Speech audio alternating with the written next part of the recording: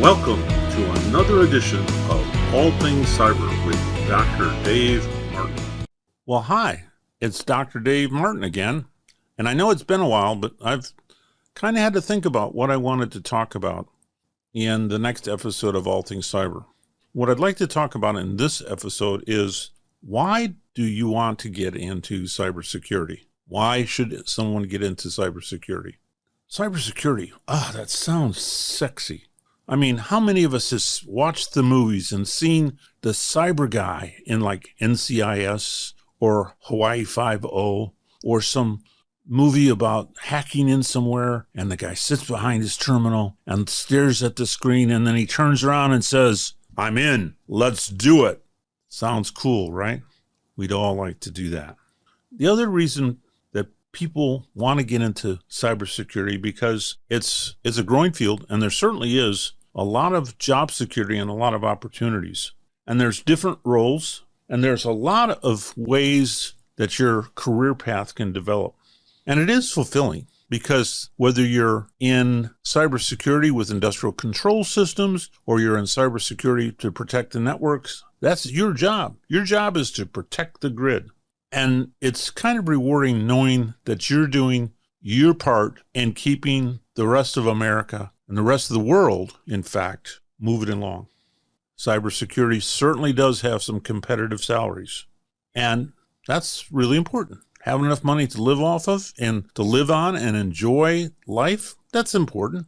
Well, cybersecurity is one of those fields that will give you the opportunity to make that kind of money. And again, it is a very diverse field, and you're never really bored. Sound interesting, right?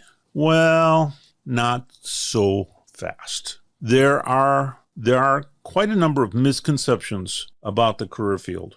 And that's one of the things I'm going to break down into this blog and another one. And I want to just talk about the obstacles in this blog. And then in the next video that I put up, I'm going to talk in depth at what it really takes to become a really good cybersecurity professional. But let's talk about the misconceptions. And one of the misconceptions is there's a lot of action. I'm the guy that's trying to penetrate the network. Well, the reality is, those who do penetration testing, legal penetration testing, is a very small subset. It also requires, if you're in this area trying to legally break into networks, you're going to be doing a lot of consulting, and you're going to do a lot of travel, and you're going to find out things get pretty expensive real quick. You also, to get to this level of expertise, you also have to have a whole lot of experience in the field. Beginning people that are just moving into cybersecurity won't land these jobs. They just won't. The reality is that most cybersecurity is defensive. It involves configuring equipment, lots of documentation, lots of reporting, lots of going through and viewing logs, looking to see if there's some sort of indication that there's a problem on the network. This is not a job that you can do right out of the box. It requires many different skill sets. You must have the right experience in IT systems administration, network, firewalls, intrusion detection to systems, and how it all comes together. Most people that hire cybersecurity folks are looking for a combination of experience, and you have to have the right certifications, and you do need to have kind of the right personality. You need to be fairly detailed oriented. So what is the path to cybersecurity? We're really going to get into that in much more detail in the next version of All Things Cyber, but it absolutely requires that you learn the IT basics. And what are the basics? As I said, you have to learn how computers work to the point where you could actually pass an A+ certification.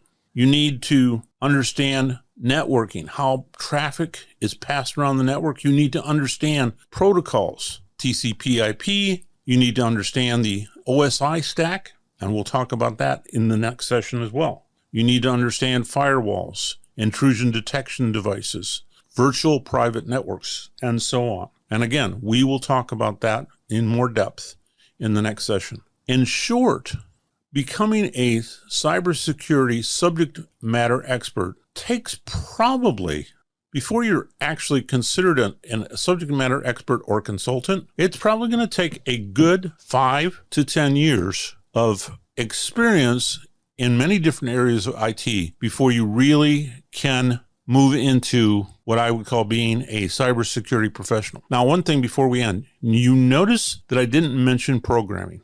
One of the big misconceptions about cybersecurity is that to be a good cybersecurity professional, you need a lot of programming experience. Having come out of the programming community myself and then becoming a cybersecurity professional later on, that's not true.